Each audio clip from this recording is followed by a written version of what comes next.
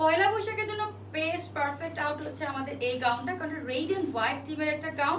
আপনারা সবাই এত বেশি অর্ডার করছেন যে আপু আমাদের পয়লা বৈশাখের এই গাউনটাই চাই। সো আমরা কিন্তু সবার গাউন কিন্তু সিরিয়াল মেনটেন করে দিচ্ছি, ইনশাল্লাহ এই গাউনটা সবাই পাবেন।